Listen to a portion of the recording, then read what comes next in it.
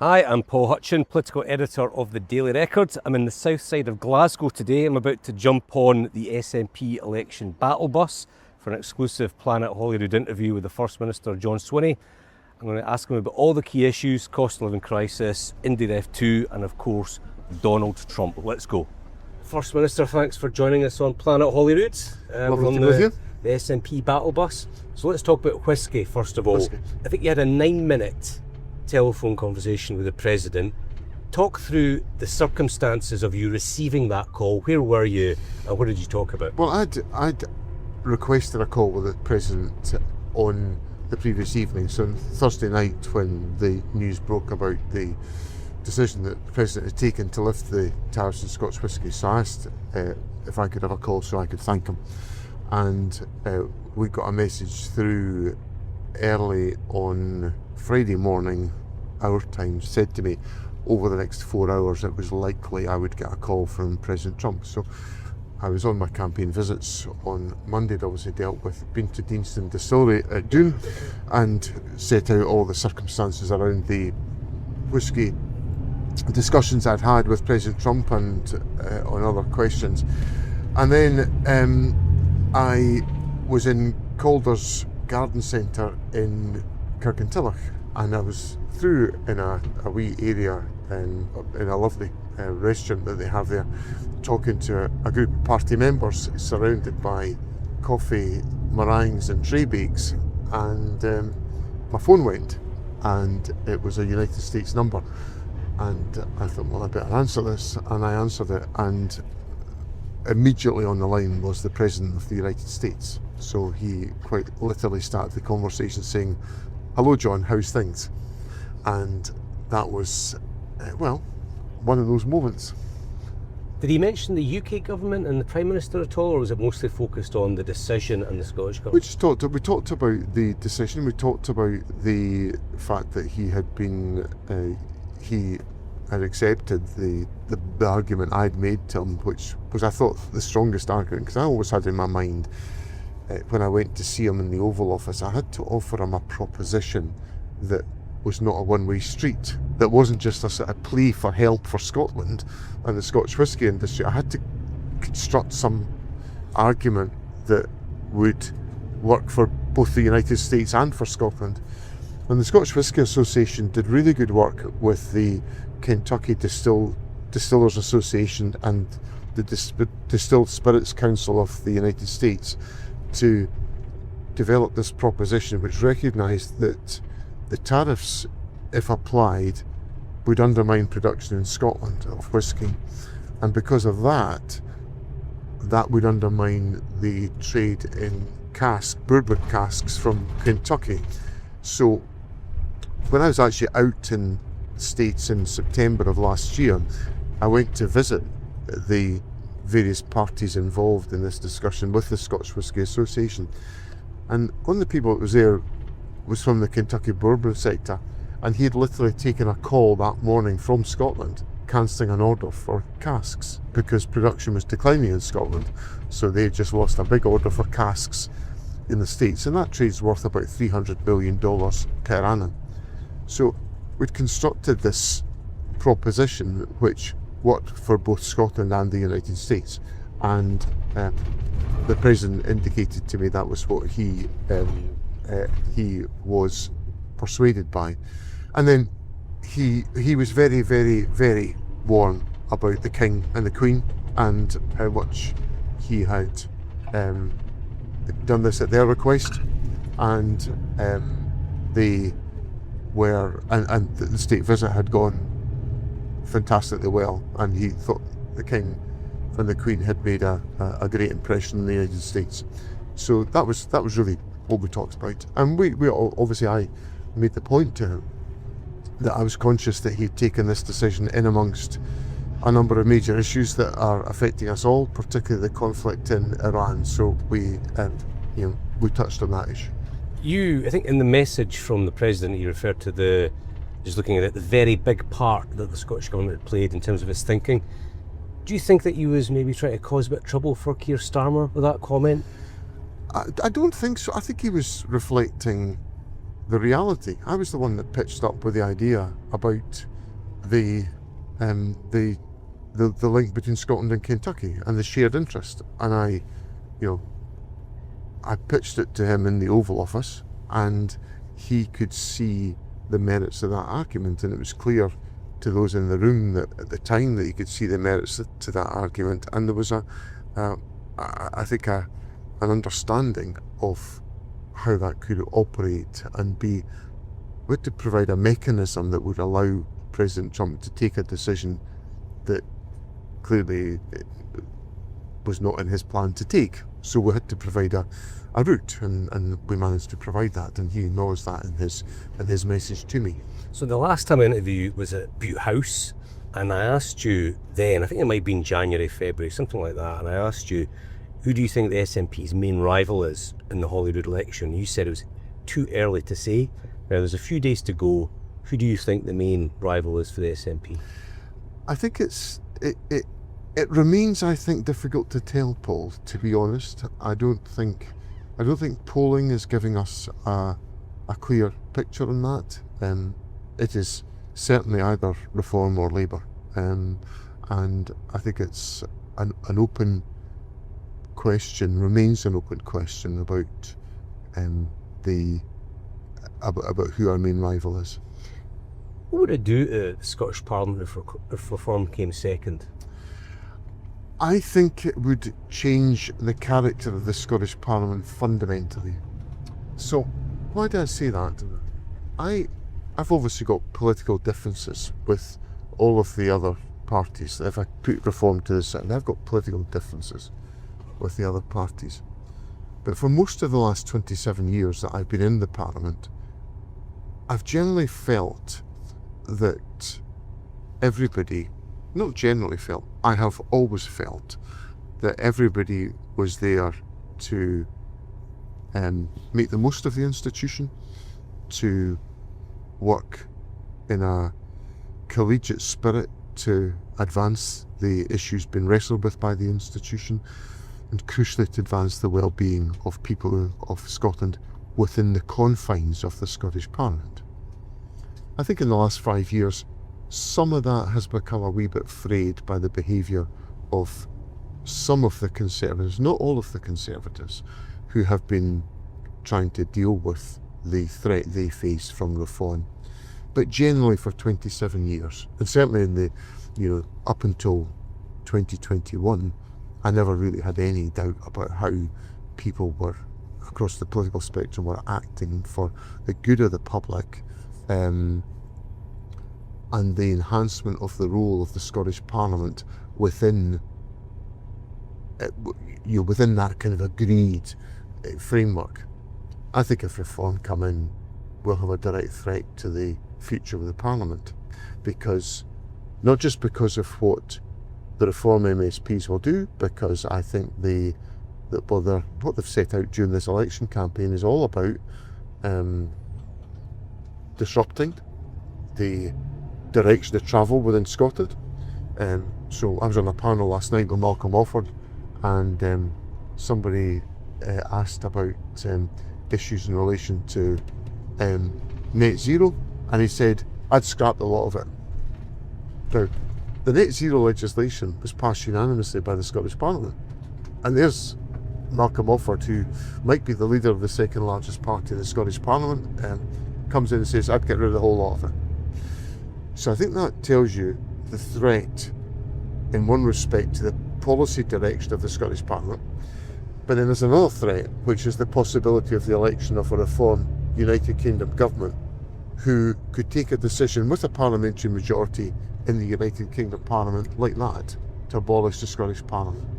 Now, I sat on the Smith Commission with representatives of the Labour, Conservative, Greens, Liberals and Scottish National parties, and everybody talked about and agreed that we wanted to entrench the existence of the Scottish Parliament. So nobody was talking about getting rid of the Scottish Parliament. And actually, but one of the issues we wrestled with was how difficult it was to entrench the Scottish Parliament without a written constitution in the United Kingdom. But we were trying to find a way in which we could express the absolute permanency of the Scottish Parliament. And here we've got folk coming along saying we want to get rid of it. So I think it's a big threat to the operation and direction of the Scottish Parliament and to its very survival. So let's imagine you do win an outright majority and you're First Minister again. You're basically saying you want to shut out reform. In those circumstances, would you be willing to work with Labour as part of a looser progressive alliance to shut out reform in terms of the Parliament? Well, obviously, I want to win a majority, an outright majority for the SNP, because it allows us to proceed with our agenda on a number of questions, not least the independence question, and it also allows us to get past some of the election rhetoric about from the other parties, which is all about stopping the SNP. In a post-election situation, I've made it clear as First Minister, I made it clear the day I became First Minister, I wanted to create a collaborative environment. So that is what I want to do. I've managed to get 2 budgets through the Scottish Parliament without, in a very difficult political climate, by reaching out to other parties and finding areas of agreement. And we've got lots of legislation. We don't have a majority. We've got lots of legislation through by working collectively, collaboratively with other parties. So I don't have a problem working with other parties. Indeed, actually, I think one of my strengths, even though I aim to win a majority, I would aim to govern as if I was in a minority. So that's the commitment I would make to people. If I win a majority, I'll govern as if I'm in a minority, but not with reform. Because I think, for all the reasons I've just set out to you, I think reform are a direct threat to that agenda, to the progress that we're trying to make in Scotland. Would you want Labour on board with an anti-reform agenda? Would you essentially bring them on board as well? Well, I would be very happy to cooperate with them. And of course, when I convened an anti-far right summit in Scotland last year, the leaders of the Labour Party and the Liberal Democrats and the Greens all came to that event, and I welcome that. And so that's an indication that I want to work collaboratively, because I think some How of the would it work issues, in practice after the election? Can you give me an example? well, when it comes to formulating legislative proposals, I want to make sure that we've got as broad agreement as we possibly can do, because we may have to do some challenging and address some challenging and difficult issues, and I want to do that as broadly and as collectively as I possibly can do on budgets. Even though if we won a majority, we'd be able to put a budget through. When I was Finance Minister, when we had a budget before, I worked with others to get common ground, to get to common points of agreement, so that we could address, to make sure we related to a much wider debate and discussion within Scotland. So that's the type of scenarios I can see it working in. So the number one issue for the public is the cost of living crisis. Haven't you made a mistake by saying that the first vote that you're going to have in the new Parliament is on transferring the power for a second referendum? No, I don't, because I think we've got to make early and swift progress on that question. And government can do a number of things at the same time. And I've taken a number of steps already to tackle the cost of living issues, and I want to make sure that we take other steps in the Scottish Parliament, and I recognise the cost of living issues to be of the utmost significance for people, but underpinning the cost of living challenge that people face is the high cost of energy, and of course control over energy and how we use the enormous energy wealth of Scotland is integral to the debate about independence and making sure that Scotland's energy is able to be controlled in Scotland's hands. If you do win that majority, would you expect there to be talks with Downing Street on a second referendum within days? Yes, I would. Would you call for that as soon as the result comes in? That would be, that is what I think needs to happen, because there has to be a recognition, an engagement about, and a recognition of the democratic wishes of the people of Scotland. I've spoken to senior Labour figures in the UK government. They say it's going to be a hard no. What do you do then? Well, we have got to make sure the democratic wishes of the people of Scotland are honoured. So I'm not going to accept no from the UK government. Nicola Sturgeon said that though from 2016 onwards. But the difference here is the arguments around the precedent. The reason why I've taken the strategic approach I've taken is to make sure that we have the ability to apply the precedent of the 2011 election, which led to the referendum in 2014. And I think from a UK government perspective, that is an incredibly difficult precedent to walk back from. What if they say no though? We have to make sure that the UK government recognises and accepts the democratic wishes of the people of Scotland, and that would be my priority to make sure that happens. Your old friend Alex Neil said that your position was kidology. Well, I'm always interested in different observations on political issues. Just on your position on mobile phones in classrooms, there's been a bit of a shift on that. You're back in a full ban. Just wondering, what does your teenage son think about that policy? He is.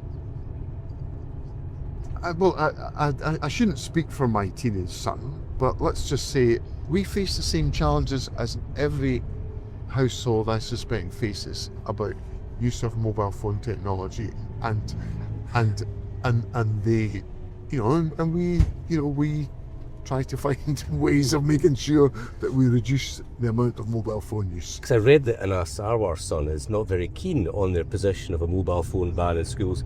Would it be fair to say that your son shares a similar scepticism? Well, he's not. I see. I'm not going to become the official spokesman for Matthew Swinney. I frequently get FMQ lines handed to me by him, but I'll not speak on his behalf. But I think the issues I recognise as a parent how difficult all of this is, and I think we have to act to address it. Just on income tax, your manifesto's clear: no extra bans and no rises in the rates. But let's say that the economy picks up and it's a more favourable economic environment. Could you imagine towards the end of the Parliament maybe looking at the possibility of a cut for low and middle income Scots? We've said in the manifesto, in addition to the points you've already made, that we would be interested in simplifying the tax system. So that would be the route that we would take to do so. Now that might, there's different ways in which you can do that, because we have to be, and we've also said in so doing, we would be mindful of the perspective of low and middle income earners.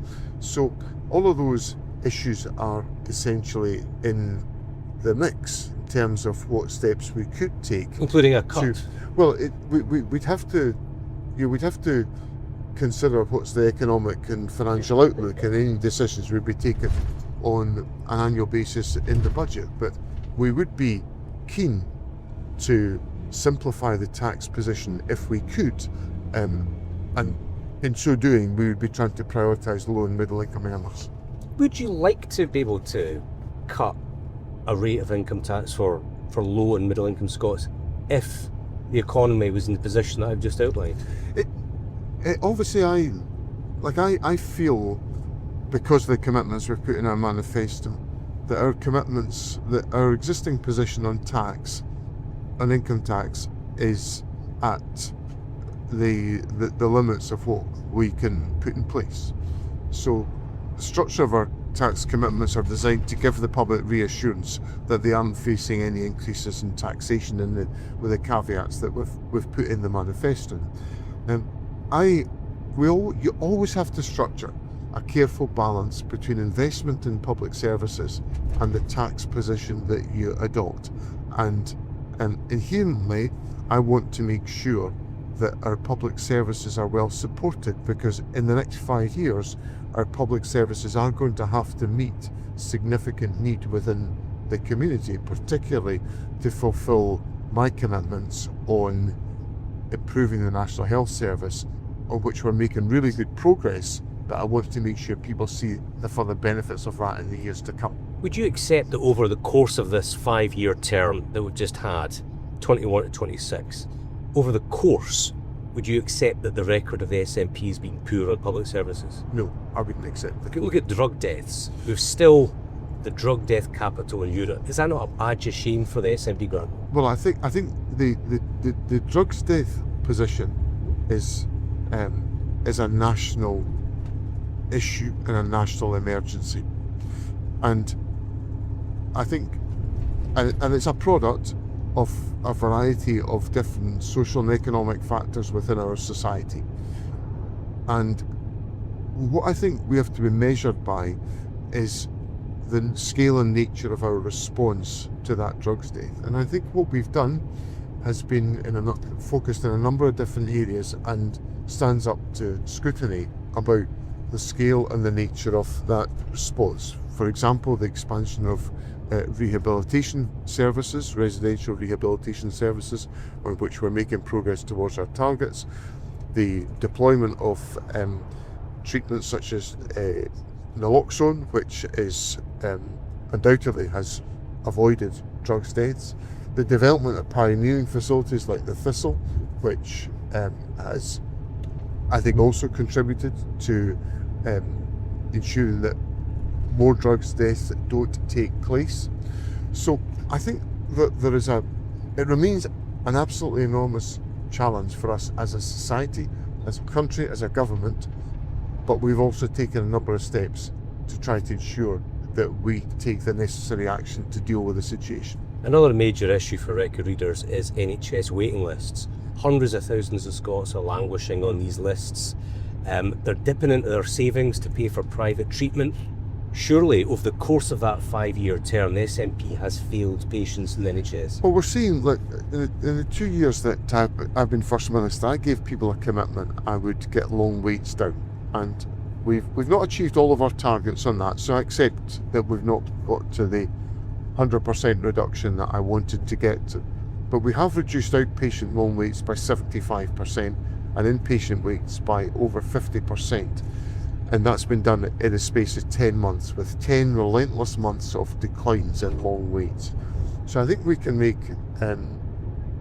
we'll be able to eliminate those long waits really quite quickly after the election, should we be fortunate enough to be re-elected. So there is progress being made to reduce those long waits, which of course are a product of the disruption to our health system as a consequence of COVID. And I've managed to put in place the resources and the working priorities to make that scale of impact on the longer waits. Just on child poverty, I heard from the SNP figure that your position in terms of a constitution for an independent Scotland would be the eradication of child poverty. Is that accurate? Well, I think on child poverty we've made, I think the child poverty journey is an example of how sustained coherent policy making can get you to good outcomes. So when we decided to go down the route of introducing a Scottish Child Payment, for example, alongside other major measures in our child poverty action programmes, we've seen falls in child poverty, and we're now about 9% lower than the rest of the UK. But I made clear when I became First Minister, I want to see the eradication of child poverty. I think it's a strategic intervention that could be of enormous significance for our country. So I would want to, post-election, if we are successful, to continue the focus on reducing child poverty, but in our discussions on the constitutional question, put the eradication of child poverty right at the heart of one of the requirements of the constitution of an independent Scotland, because it feels to me like the type of question or the type of commitment that should anchor the constitution of our country, so that our citizens know that they are assured of all action being taken to make sure that we are designing interventions and that we have an approach that is supporting children to be lifted out of poverty and to get a start in life that is not blighted by poverty in the way that so many people over my entire lifetime have been blighted as a consequence. 2 final questions before we move to our quick fire round. Oh, Succession. I didn't get any warning about the quick fire round. That's unnerving me. That's probably the bit you'll enjoy the most. Succession planning is always important in a political party. Now, you said that you want to fight the election after this one, but see, when you look round the cabinet table, you look at the candidates that you've got, do you see future First Ministers there? Yes, I do. Who? Now, you wouldn't expect me to go into that degree of detail, but Mary McCallum, is she potential First Minister? I can see a number of potential First Ministerial candidates in the team that's already in the Scottish Parliament and the team that I hope will be joining the Scottish Parliament. You mean at Westminster? I mean, there are lots of people joining the Scottish Parliament, or hope to join the Scottish Parliament, and there's lots of good people coming in to replace the number of really experienced individuals who I'm going to lose at the election, and because they're standing down, and we need to have good new faces coming forward. To pick two just from the air, Mary McCallum and Stephen Flynn, do you think they've got what it takes to be FM one day? I'm not going to go into specific names, however hard you try. Final question. I think there's nothing more boring than a politician who never changes his mind over the decades. Just think about Jeremy Corbyn, for instance. Can you think of an issue on which you've changed your mind since you entered politics?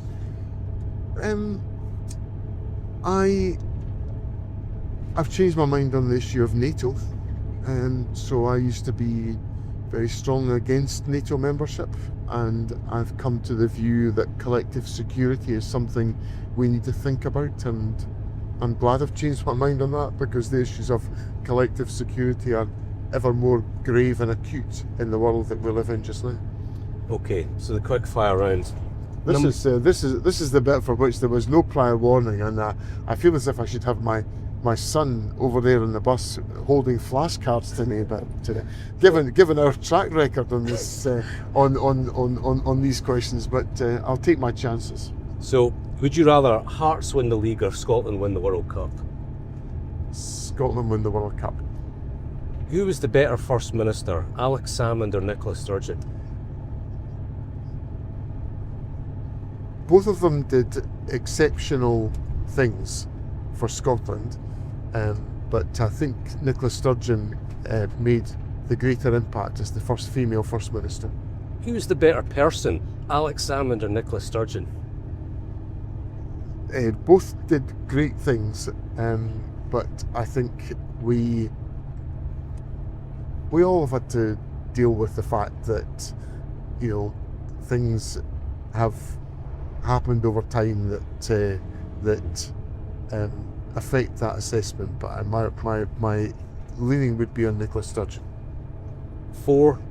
Which member of Keir Starmer's cabinet do you most respect?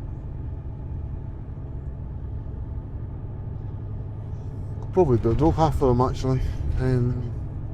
It's not going to be Douglas Alexander, is it? And certainly it's not going to be Douglas Alexander. I suspect I probably have the highest regard for Hilary Benn. Twice that.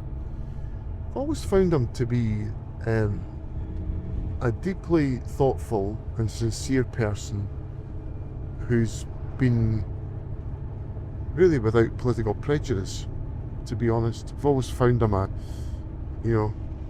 considerate, thoughtful, and he's a non-tribal player. Final question. When was the last time you spoke to Peter Murrell, and what did you say to him? I probably last spoke to Peter Murrell when I was in my last days as Deputy First Minister back in 2023, and I can't remember what I last said to him. I think that's a wrap. First Minister, thanks for joining us on Planet Holyrood. Thank you. We will never turn our back on a single Scot. we've got to wrestle with those challenges. This is the same nonsense we have heard time and time again. This is our country. Let's fix it together.